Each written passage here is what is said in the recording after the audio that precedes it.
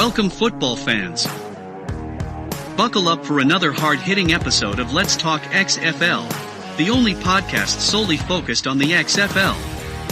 From a sunny Southwest Florida studio, here's your host, Michael Lathrop.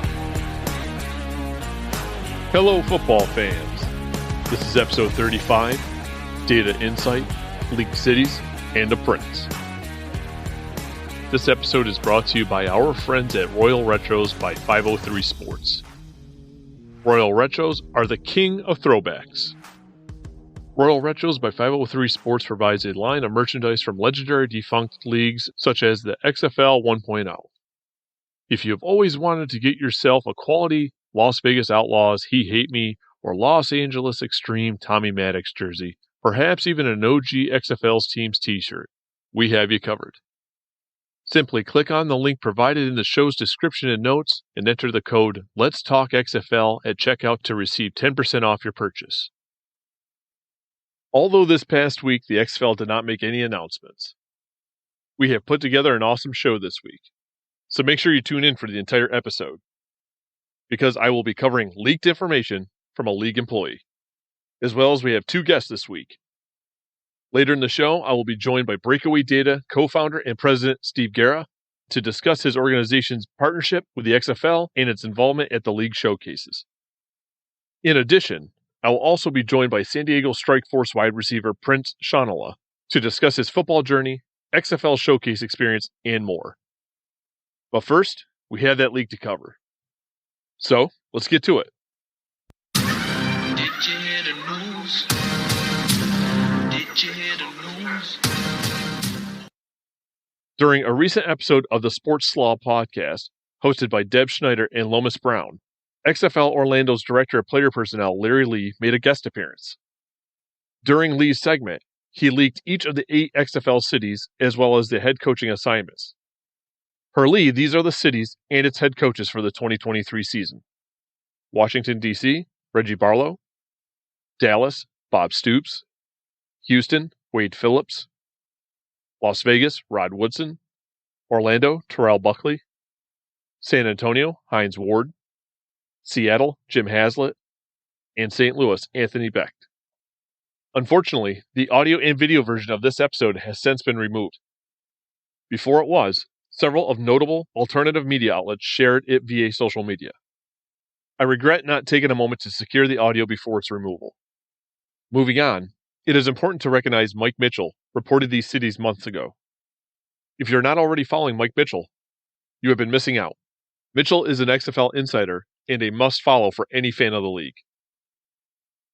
As I have previously mentioned, I will now be joined by BreakAway Data Co-founder and President Steve Gera to discuss his organization's partnership with the XFL and their involvement at the league showcases.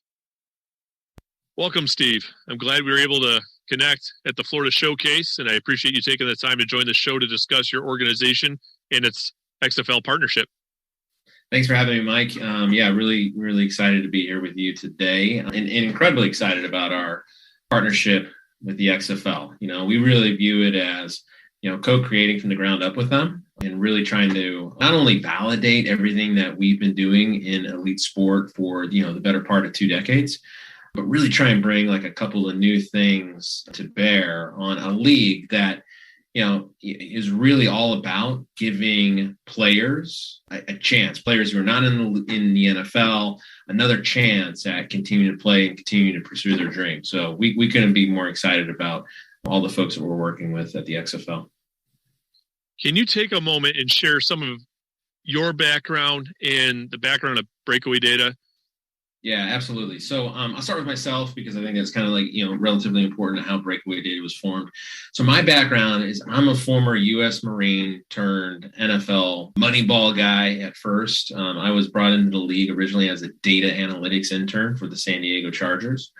And then, I eventually got onto the coaching staff and worked with Norv Turner's coaching staff throughout the entirety of his tenure with the club.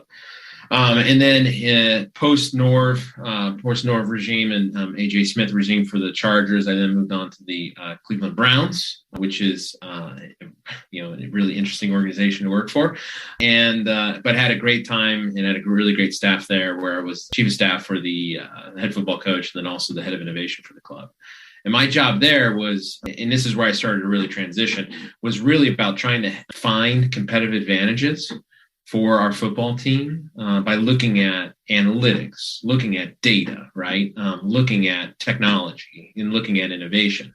And so when I was with the club, I spent a lot of my time actually forging relationships with external partners or other clubs like Real Madrid or FC Barcelona or Los Angeles Dodgers, or you kind of name it. And over the course of the past decade, that's what we've done. We've built companies in and around the sports technology space and innovation space. And BreakAway Data is our latest venture. And we've been working, on athlete data for the better part of the last decade in a number of different ways. But what BreakAway Data is BreakAway Data is a performance data company. Akin to what Nike is, right? So what Nike does is they create shoes, shorts, shirts, and apparel, right? And what they do is they outfit the best athletes in the world, and that helps them with their performance, right? And then now, downstream athletes who are in college and high school, or your everyday athletes, can now use the same apparel and the same shoes to help them with their performance. But it starts with that R&D, and it starts with that servicing that the elite of the elite, right? And then creating products that help them, which can then help everyone. And we view athletic data and performance data the exact same way. Whether if you're a Chris Paul and you play in the NBA and you use your performance data to enhance the way that you play on the court, but also the way that you use your data to actually make better daily decisions about what to eat, when to train, how much to train, just trying to get a better understanding of yourself as an athlete. We empower that. And we empower that through a couple of different ways, but mainly through our BreakAway app. And the BreakAway app is essentially Strava for team sports. What we allow athletes to do is put their all of their performance information and data into one place. And that's their production data, that's their training data, and then it's their lifestyle and wearable data as well. And that's what we're giving all XFL athletes this upcoming year. And then we're also doing the other thing that we're doing with the XFL, in addition to giving all the XFL athletes access to all their information, is we are also running our advanced combine, which is essentially the best way to think of our advanced combine. It is real positional movements, all right, captured by high-speed cameras, and in which then what we do is we process biomechanics data on the way an athlete actually executes a block, the way they execute a getting off the line of scrimmage, the way that they execute a pass rush. All right. And what we're able to do is, in your standard combine, you end up essentially just looking at, okay, well, here's the 40 time for this athlete. So this is how fast he is. All right. And if they're an offensive lineman, you only look at the first 20 yards or maybe 10 yards, right? And if they're a wide receiver, you look at their 20 yard to 40 yard because you want to see what their burst was when they're trying to actually finish, right? And what we do is those standard combine events, which are very, very useful, and they should never be thrown out, right? Those are great things because they allow you to compare historically across generations. But what happens is that scouts typically try and pull those standard events, those standard combine events apart so that they can understand athletes a little bit more. And what we do with our high-speed cameras and our Field Lab setups, we have a product that we created called Field Labs. And what Field Labs allows us to do is if you're a quarterback, just go throw the ball 10 times. And then what we can do is we can tell you the angular velocity of your elbow, your shoulder. We can give you your sequencing from your toes all the way to your wrist. And we can start to actually give some really refined information back to the players, back to coaches, and back to scouts so that they really understand how they played the game as much as they understand what their athletic ability is. I know you kind of just peeled back the cover there really quick and started sharing some things. So I had some other questions without getting into your intellectual property, like going totally full disclosure here. So by all means, protect what you must. How does BreakAway Data their services and technology really differ from other leading sport analytics and science vendors? Yeah, so we really differentiate I think on the applied nature of what we do. So a lot of data that's generated on athletes kind of just sits into a silo and is usable by one part of an organization, right? Like there's sports science data that's useful for sports scientists. There's biomechanics data that's like useful for a biomechanist and a sports scientist.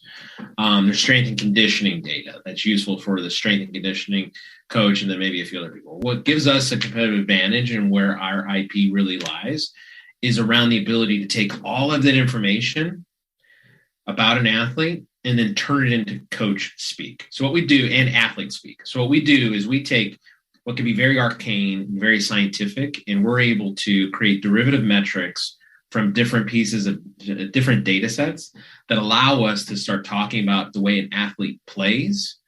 And we do that in the language that athletes can easily understand. Simple enough for the average person like me to understand. But it is difficult to do, right? And it requires like a deep level of understanding of the way athletes and coaches think. And I think that's one of the main things that also gives us an advantage is that we come from that world. I coached in the NFL and have coached, and worked across the NBA, European football, MLS, Major League Baseball. I've worked across a number of different, leagues and organizations, and I've worked with coaches, probably over 100 different coaches across, 7 or 8 different sports at this point, if not more. And then Dave is, my partner and CEO of BreakAway. He played in the league, and so we bring that experience of that ground truth of what you're looking for. That's what we bring to bear on building our products. So back on June 16th, the partnership with the XFL was announced. What does that partnership really look like without sharing financials and stuff that doesn't matter to somebody like me? What does that look like? We know you're at the showcases, or at least I've seen it, and we know you're participating there. What does that look like long term once the showcases are over, once we're starting to head into, post-draft, when they're starting to do the training camps and whatnot? Is it something that you and your team is going to be very involved in? Is this something that you're training people in the lead up so that they will have this technology to incorporate into their training sessions? What does the entire process kind of entail, if you could? Yeah, no, it's a good question. And so it's both, honestly. There are some very hands-on things that we do and we frankly have to do because of kind of the nature of them. And what you're referring to there and what you saw out in Florida, that's specifically the field labs. So what we do is, if there are 200, 250, I think there were about 240 some odd athletes who were at the Florida showcase, and then it was roughly the same amount who were at the Maryland showcase. And then we're expecting, I think, even more for Dallas and for Arizona as well, which is really exciting. But what we do is we'll go out there and we actually run our field labs. We run field labs in the middle of the showcases. So we are one of the stations. So if you're an XFL showcase athlete, you come out, you're running a 40, you're doing a 3-cone drill, you're doing jump, you're doing height weight testing, you're doing positional drills, and you're also doing the BreakAway station. And the BreakAway station is field labs, which is for a football player, for them, what it is, it's individual period.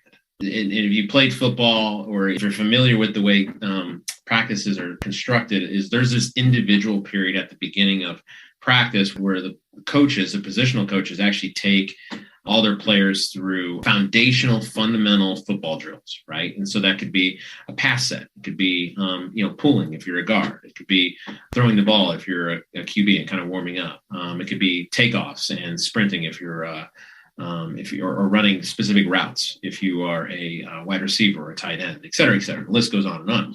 And so what we do is we just take athletes through that. And then what we do is we give them back their biomechanical information on how fast they're getting off the line of scrimmage, their bend, and do they have 22 degrees worth of bend when they're actually rushing the passer versus, 16 at an elite level. And we can kind of start bracketing them. Then we give that information back to the XFL so that it helps them uncover some of these players who, frankly, some of them are overlooked purely because their standard combine measurables are not NFL quality at this point, right?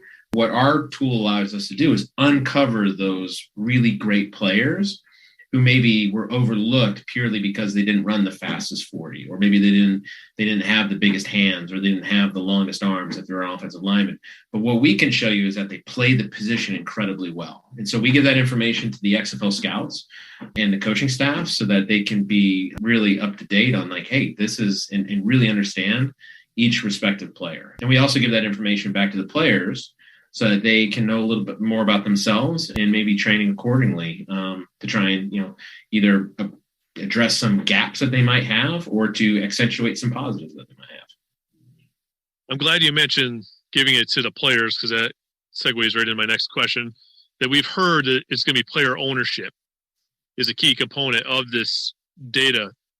Exactly what information will these players be receiving, and how will they use it towards their recovery, their training to maximize their overall health and production? And is there like a decent amount of training, like education that they need to have prior to receiving this information? Depending on what you're getting, do they know what they're looking at? Do they know how to process it and evaluate it? Or is there kind of like a classroom setting, if you will, to kind of break it down for them? Yeah, it's a great question. And I'll tell you what, that's part of the reason why BreakAway exists, is because the way that performance data has been delivered to coaches and athletes over the course of the last decade has been way too scientific. And it's not approachable. It's very, very difficult because a lot of it is predicated on you put stuff into a spider graph. Way too much of data is pie charts and other, kind of visualizations that people who are in data can understand very easily, but that your average human being would just gloss over very quickly if they looked at. So we've actually taken a very simple approach, which is we have on the BreakAway app, there are just these widgets that give you basically that, we have an on-field intensity widget that gives you a number that's an approximation of basically how hard you worked during practice.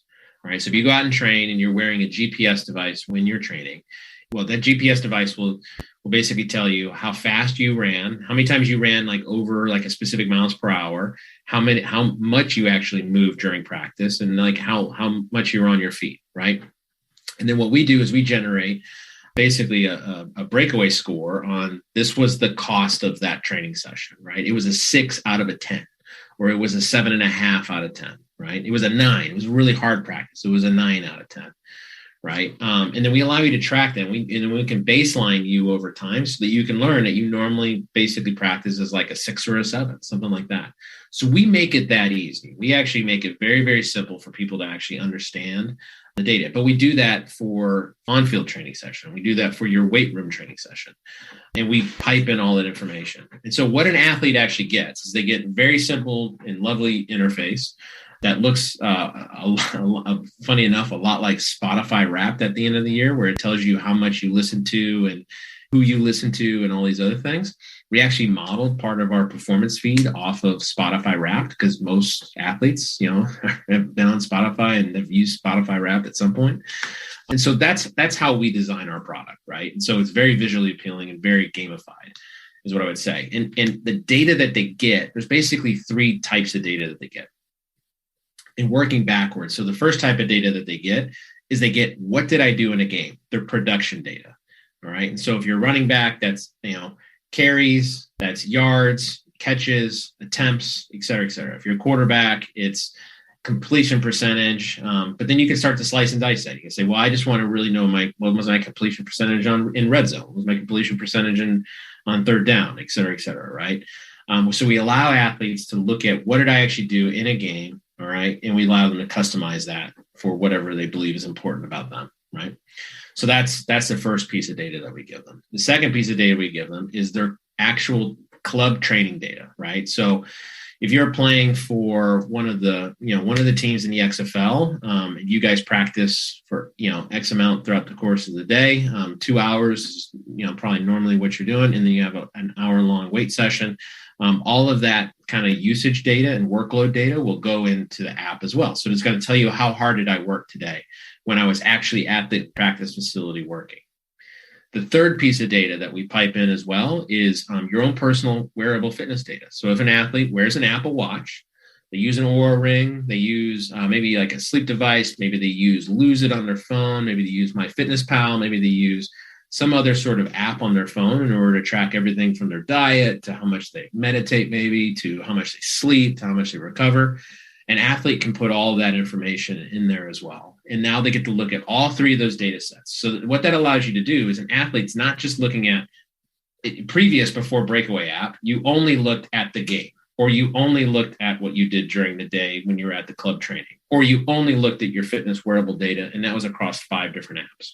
What you now do with BreakAway app is you can look at all of that, and you can see how your sleep and your nutrition affects your club training. And you can see how those two things over the course of 4 days affects your game production. And so that's really what we start to unlock for athletes. So what could you say to people of all different ages and backgrounds, and everyone starts to look at the NFL when they're like, oh, analytics, now one game, no team punted. They went for it on 4th down every time. What can you say about the data that's collected and the use of that data? How are we seeing it actually transform the sport that we love, regardless of what it is? Let's say it's just football in this case. How can you explain the tangible differences as to why this matters and why it works and why it needs to continue or dive deeper? Because you're going to have somebody that's the old school, oh, just go out there and play, grind. And how can you explain this to the person that's kind of like, get off my lawn, old school thought? You know what I'm saying? Well, all those old school guys have already been doing this for years. They already do it. They all already do it. Their heads are just big supercomputers. And what they end up doing is they watch, your average NFL or college or high school coach, right? If you coach ball, you will probably watch, in effect, let's call it 150 to maybe 200 plays a day, because coaches love watching game film, right? So if we just said a coach just at the low end, let's say he watched 100 plays a game. Or a day, sorry. You're still talking, he's like watching like 40,000 plays a year, right? Over 10 years, that's now over like 400, 500, it's 500,000 plays that a coach has watched, right? Over the course of and eventually you start getting into the millions. So what happens when all these coaches are watching athletes all the time is they turn into little pattern recognition machines, right? And they know football, they know ball, they know it really, really well. And so what ends up happening is and all coaches know this, you're always looking for your opponent's tendencies, right? And so you break it down and you say, well, they run it 55% of the time. And on 1st and 10 at the start of a series at a P10, they run 60%, right? So they're obviously more likely to run it on the very first down of a fresh, on 1st and 10 on a fresh set of downs. Right? Coaches have been doing that forever. I was talking with Norv Turner about this just a couple of weeks ago. And like, he was affronted by the whole analytics space because he's like, I've been doing analytics forever. You know that, Steve. And I'm like, I know that because I was your analytics guy. And the truth is that all these coaches have been using percentages, using information, using data to make decisions about the game for a long, long time. Now, what's happened, though, is you're able to get slightly deeper. When you actually start using data and organizing your data in a more kind of refined way, what you're able to do is you're able to get a little bit deeper. So let's think about the last 5 to 10 years in football and the fact that you have more coaches who go for it on 4th down now, more than, certainly 15, 20 years ago, right? The game's more fun. The game is more fun to watch. It's more exciting. Really good teams win more often, I think. I don't know if the analytics would bear out that statement, but I think teams that are well constructed, who use information to their advantage, have made the game more exciting. I think if you look at player tracking data, you look at a guy like Patrick Mahomes, a quarterback like Patrick Mahomes. The Kansas City Chiefs clearly use tracking data to devise their game book because of the way that they actually open up their route schemes are phenomenal. And a lot of them are tied, I'm pretty darn sure, to basically, leveraging the way that the game has kind of evolved from a data standpoint. And so that's what's happened as coaches have used analytics is coaches have used analytics in play calling, and they've used it in scheming and also in kind of developing their game plans.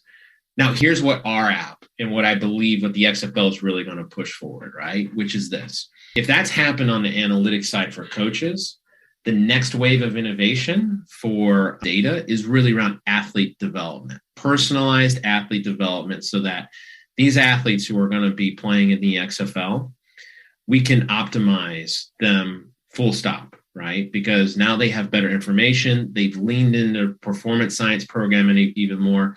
And they start to become kind of these self-fulfilled prophecies of athletic development.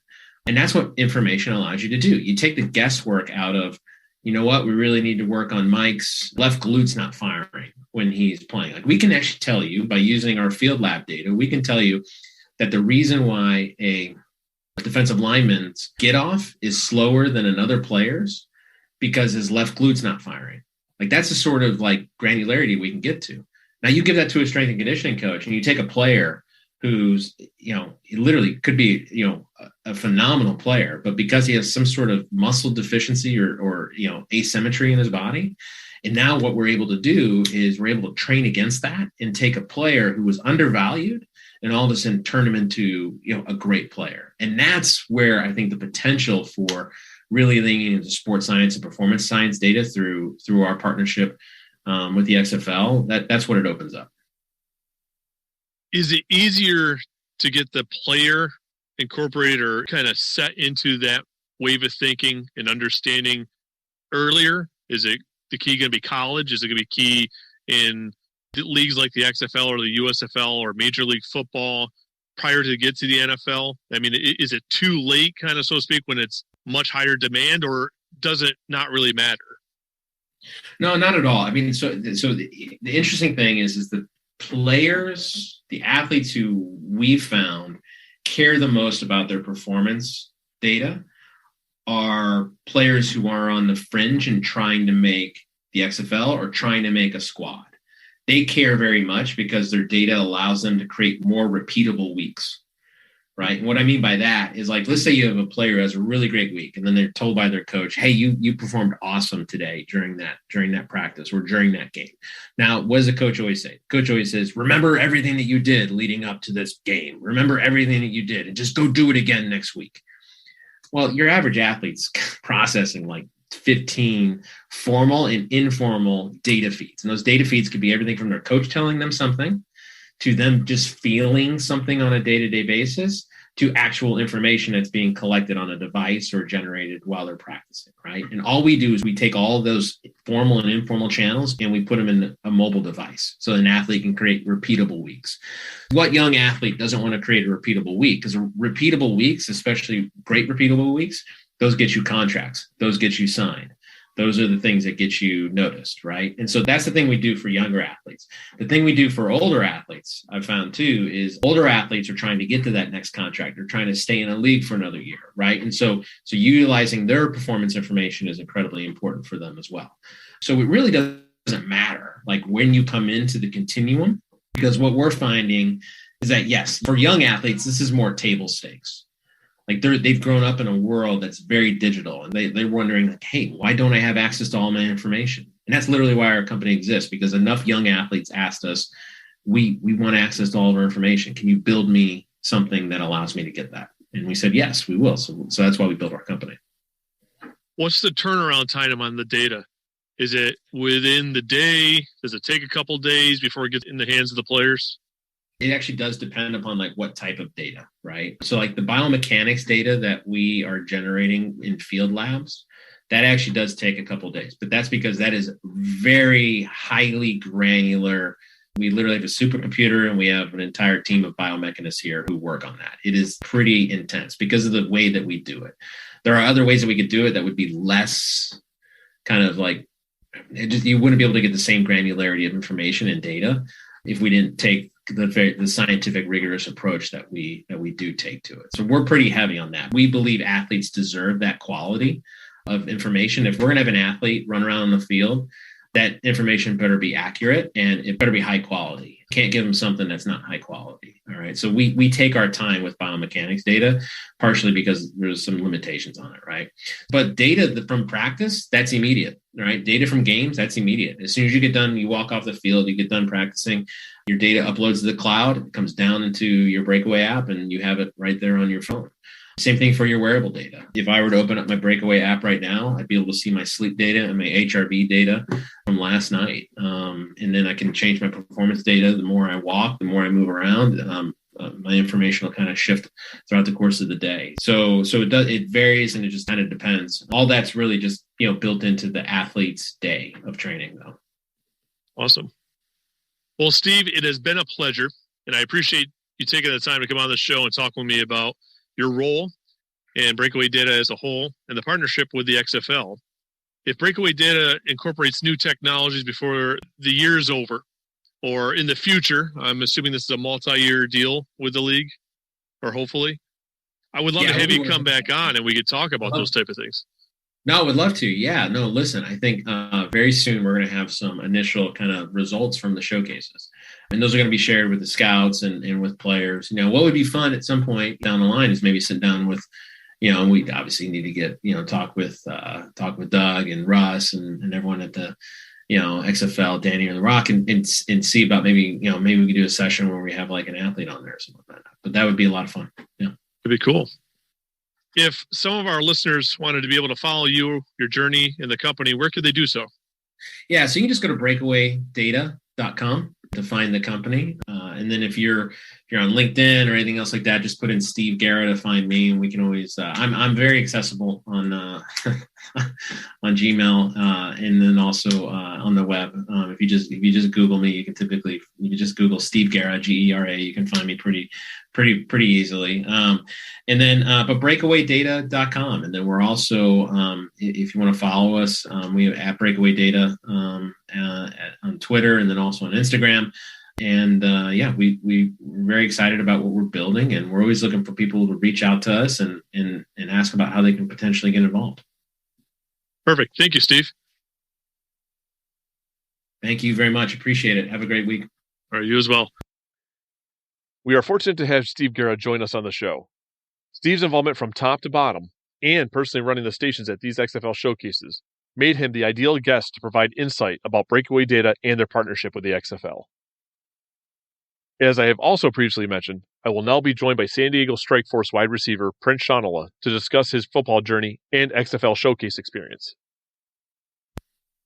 Welcome, Prince. I appreciate you taking the time to join the show to discuss your professional football journey and your pursuit of obtaining an XFL roster spot. Yes, sir. Hey, thank you for having me. It's an honor to be here. The pleasure.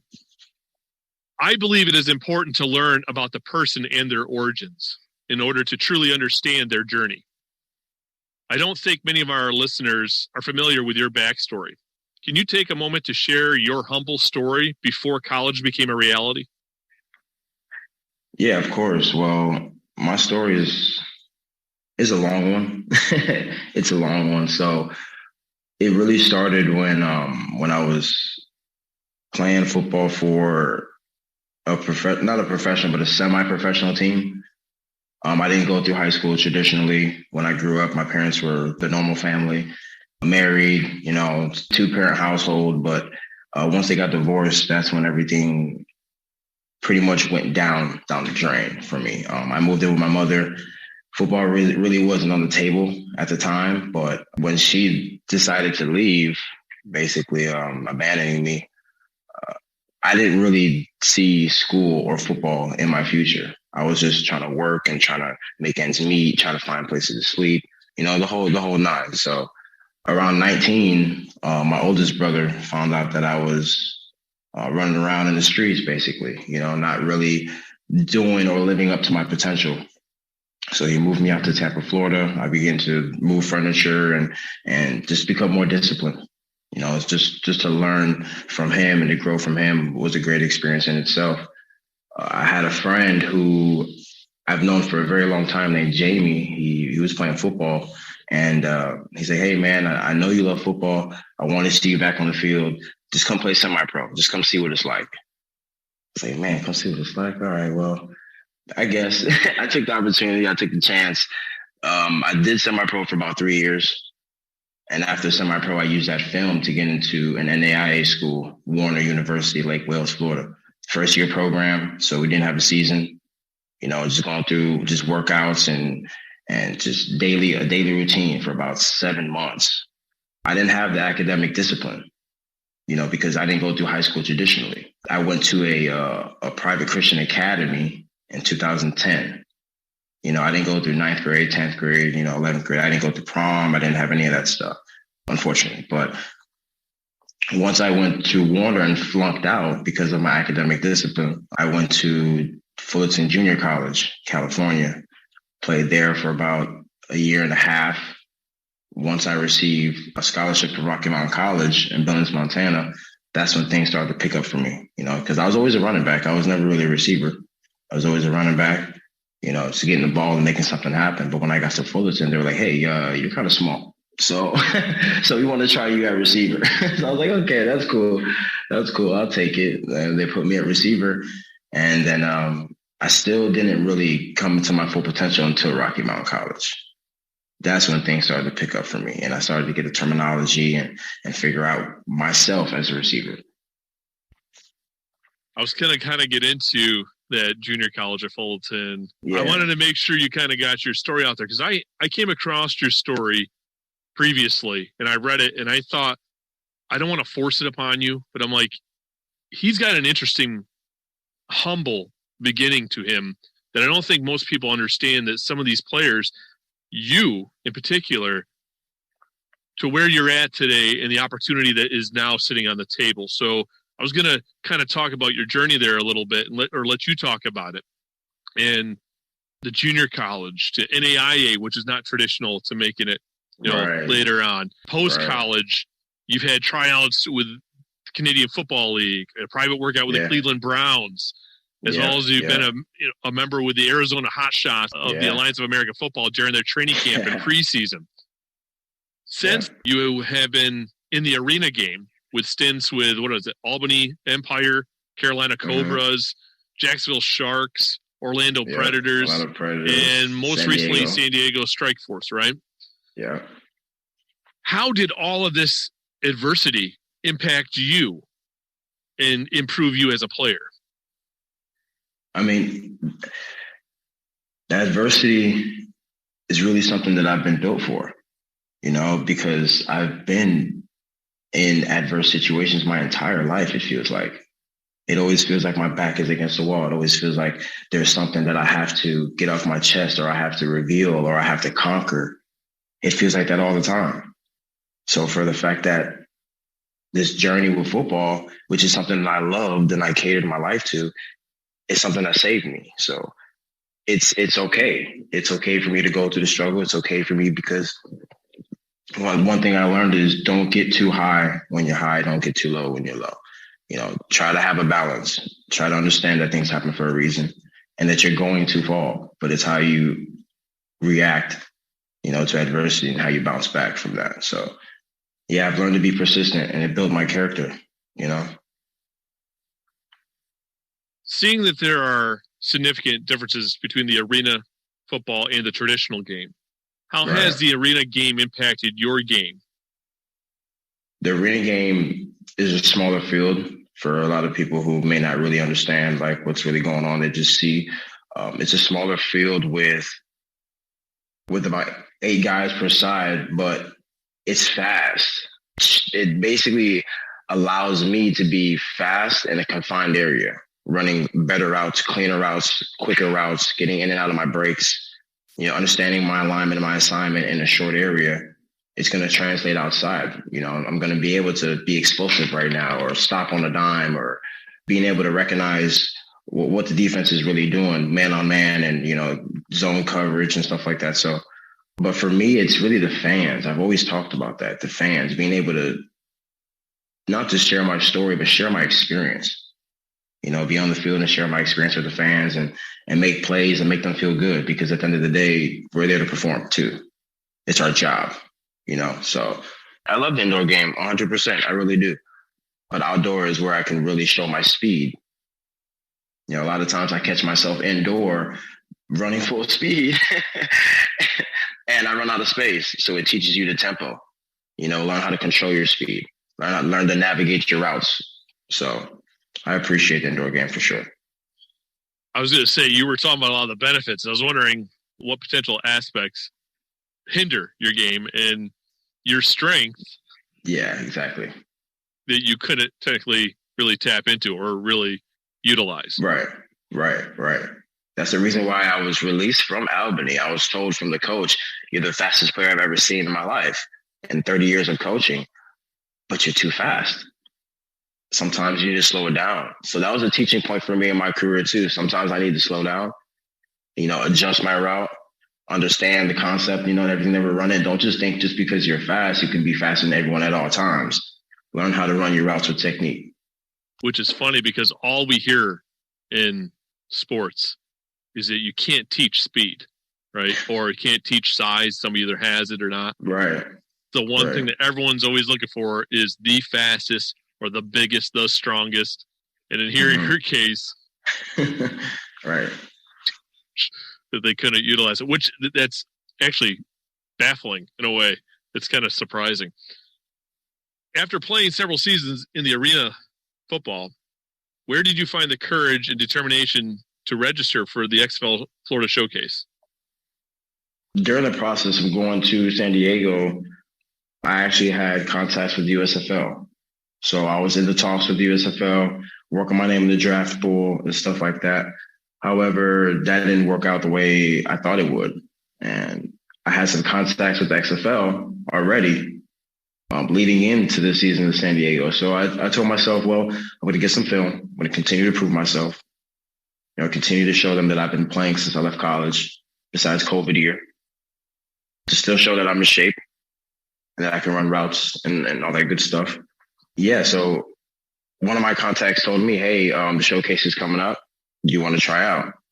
I was like, of course. Of course I do. Of course I want to play back outdoors, because when I was with the Hot Shots, man, that was one of the best times I've had in my entire career. Although it was cut short, I was found on Twitter from Phil Savage. I didn't go try out. I didn't have a big career. I didn't have many followers on Twitter. I didn't have an agent.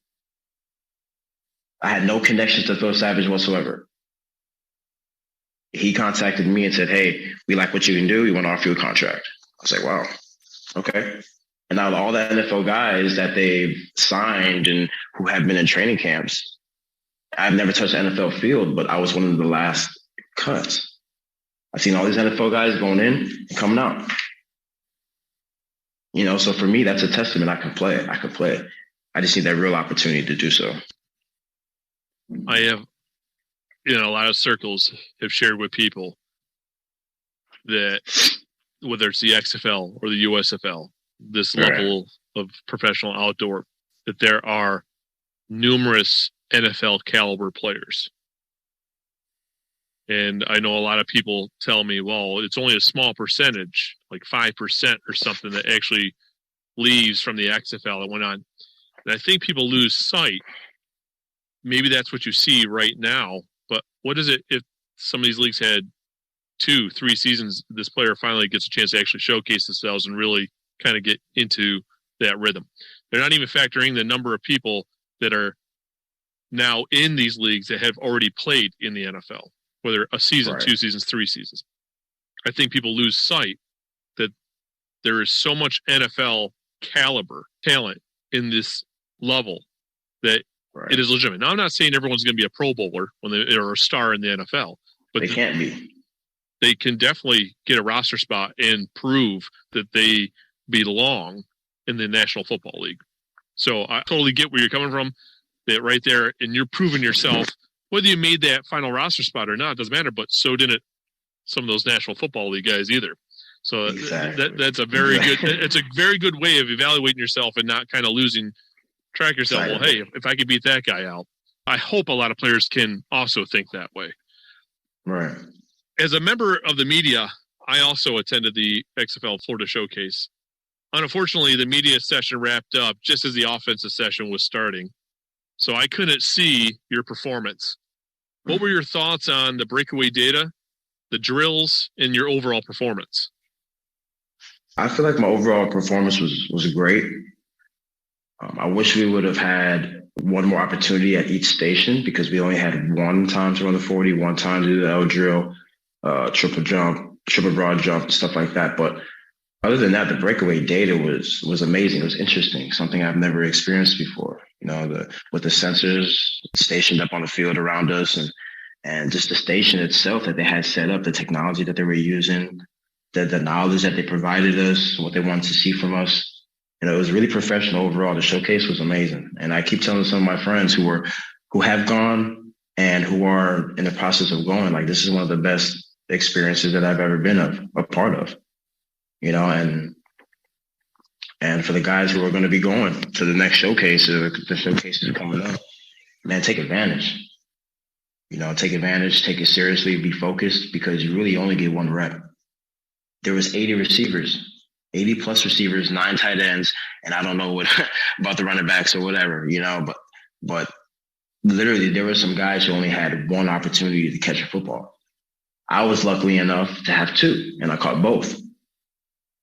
You know, so if you make a mistake, it's on display. Everyone's going to see. You know, but I felt like I did good. I felt like I did great. Ran fast, stayed in tuned and attention to detail. So. That is very hot. It was hot. Luckily, you guys are wearing white, though. White T-shirts. Yeah, yes. Oh, my God. Oh, my goodness. Because the defensive session was wearing the black shirt. So luckily, you guys were wearing white. Oh, my goodness. I understand you hold Rocky Mountain College's all-time record for the 40-yard dash at 4.33 seconds. Yeah. I have also seen some of your YouTube highlights since you've turned professional. And I must say, you're still fast. All right. I didn't have to see your 40. I didn't have to see your 40 at the showcase. No, you're still fast. So we're coming back around on this, right? Do you have an idea what your consistent 40 time is as of late, like recently? Consistently, I would say I'm still in the 4.4s, maybe mid 4.4s to high 4.4s naturally. But once I'm in a situation or a organized schedule with my trainer, like I was before, yeah, I can crack 4.3s for sure. And how old are you now, Prince? 31. Oh, so yeah. I guess I didn't do the math and figure that all out. But wow, which is even more surprising that if you could potentially still be in the 4.4s, but if you could potentially crack back in the 4.3s, that would be amazing. Yeah. Right. Wow. Right. Remember, I had no high school experience, so my body really hasn't taken that much damage. And then even when I got to the hot shots, I still wasn't taking really any damage. I didn't play season. With the Albany Empire, I didn't take any damage. I didn't really play season. So all these teams I played on where I've gotten knowledge and I've gained experience and understanding of the game, I really haven't taken any damage. So for me, it's a blessing. It is. I know a lot of people try to criticize my age, but if you look at the story and understand the value of the situation, I'm football young. You know, I have a lot of football left in me. I haven't ran track or anything like that. So I don't have any pre-existing injuries that linger, any surgeries or anything like that. So I'm just ready to go. So if we just look at those old sayings or adages, right? Blessings can be curses and curses can be blessings, right? So even though you were being released, in a way, you learned enough as a blessing because you are still healthy at 31, as healthy as healthy can be, which is allowing you to also run a 4.4 or potentially might be able to crack back into 4.3s. That's awesome. Yeah, I will. That's actually one of my goals right now. My goals right now, pre-draft, is to make sure my 40 is down as well, to make sure I have a good 40 no matter what. Awesome. Obviously, you made quite the impression at the Florida Showcase because back on June 29th, you received your invitation letter to join the XFL player draft pool. I'm assuming you have accepted it since then? Yes. Yes, definitely. Before I just go on. Have they informed you of the next step of this lengthy process? No, they have not. Once I received that invitation to the draft pool, I signed it. I agreed to it. Now the wait is on. I'm just sitting here waiting to see if anyone's going to contact me. I reached out to my agents as well to see if they can reach out to anyone or see what the next step is for this evaluation process. But I'm really interested about this breakaway data. I want to see what information I receive from this, or what information it reads on me and my body and how I move and stuff like that. I'm really interested in that. 100%. Just to touch on that for a tad bit. So, as I had previously mentioned to you, you're going to be on the same show as Steve Gera, the co-founder and president of BreakAway Data. It's surprising. There's a lot of data that needs to be processed on their end, and seeing that he is very involved in the process. Like, as you know, you mentioned that you had a chance to actually meet him and speak with him a little bit.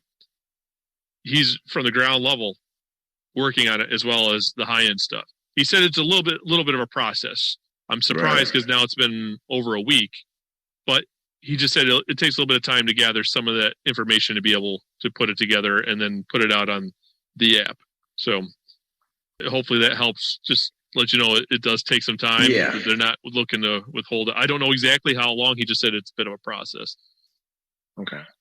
I'm confident what matters the most is just being selected in November's draft and securing a roster spot for you. Essentially, a Orlando franchise has been confirmed by an XFL executive. What would it mean for you if you were to play for your hometown team?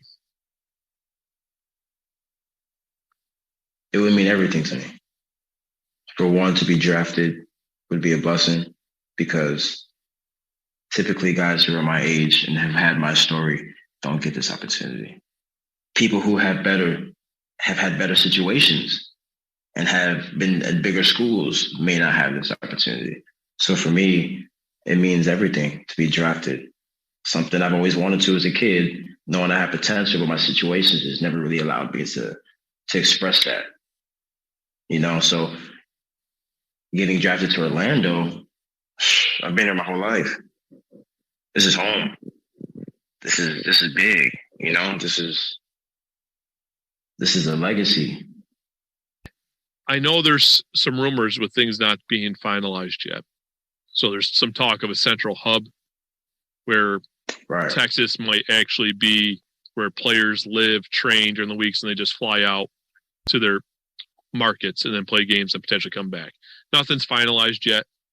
It'd be cool to live in your hometown and potentially play for your hometown team as well. But for sure. You could only imagine what it would be like to be able to play at a high level. Maybe it's not the National Football League, but a high level, and play for your hometown that in front of them, or for at least the namesake, even if it didn't work out that way, that it would have to be pretty cool. Right. Dream come true. Right. It doesn't have to be the NFL. That's where a lot of guys get it misconstrued. It doesn't have to be D1. It has to be about the work that you put in and who sees it. You know what I mean? It doesn't have to be Alabama. It doesn't have to be Ole Miss. Just put in the work, grind, make connections, build relationships, network yourself. Things will happen as they should. I get it. If you love the sport, wow, you grind and you can be recognized regardless of what the level is. And I agree. I never had a chance to play professional. I'm 42, so things are different. But you're 31 and the time is right? The football landscape is so different today that it provides you this opportunity. And I'm glad that you are being recognized for it. It's really awesome. So what I always try to do, you're welcome. What I always try to do before we wrap things up is I've had an executive on in the past. So I'm not saying they listen to every show. I'm not even saying they listen to any shows. But if they happen to, if an XFL coach or staff member happens to tune in, what is unknown about you that you would like them to know? This is your last kind of ploy to make sure you get selected in November's draft.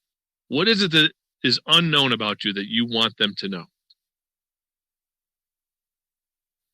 My heart, my heart gives me the ability to stay persistent, to stay motivated, to encourage others. Yes, I've been in situations where they're not the greatest for myself, but I've always been able to elevate other people.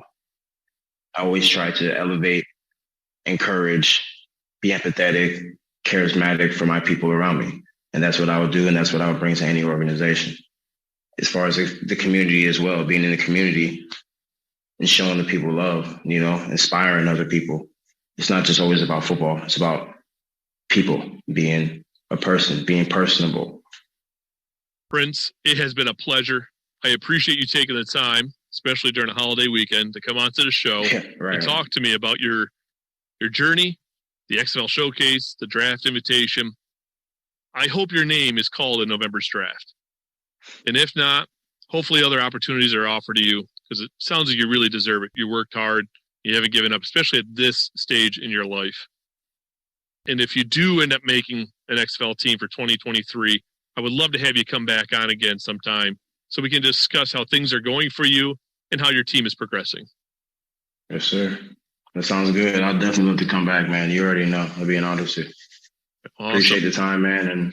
And thank you so much for giving me this opportunity to share my story and just to speak a little bit about the process that's going on now. Oh, absolutely. If some of our listeners wanted to be able to follow you in your journey, where could they do so? Instagram is golden_flash001. My Twitter handle is goldenflash001. And my Facebook is Prince Shonola. All right. Perfect. Thank you, Prince. Thank you so much, Mike. I appreciate it. You have a good one. Happy holidays, all right? You too. All right. When I learned of Prince's story and his playing journey, I knew listeners would appreciate his appearance on the show. I recommend you follow Prince on social media so you can follow him on his continued journey. I wish him well, and hopefully we will have an opportunity to watch him play in the XFL in 2023. Before we go, friendly reminder. The show now has a Let's Talk XFL fan line. Listeners are encouraged to call 863-TALK-XFL or 863-825-5935 and leave a comment, question, or hot take. Doing so, your message has a chance to be included in an upcoming episode.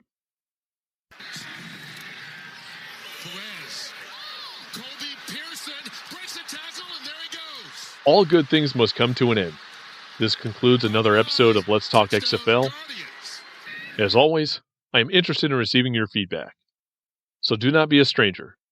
Reach out to let me know your thoughts, and if you do so, your comments might just make it on the show. But before you go, do not forget to subscribe and rate the show on your platform of choice. One last thing. If you're interested in checking out our friends over at Royal Retros by 503 Sports, do not forget to click on the link in the show's description and notes, as well as that sweet code, Let's Talk XFL, for 10% off your purchase. Thank you for tuning in. Until next time, cheers. Thank you for tuning in to today's show. Don't forget to subscribe and rate Let's Talk XFL on your platform of choice. Follow Let's Talk XFL on Facebook and Twitter at Let's Talk XFL. Do you have a question or topic you would like to have addressed on the show? Message the show via social media or send an email to letstalkxfl@gmail.com.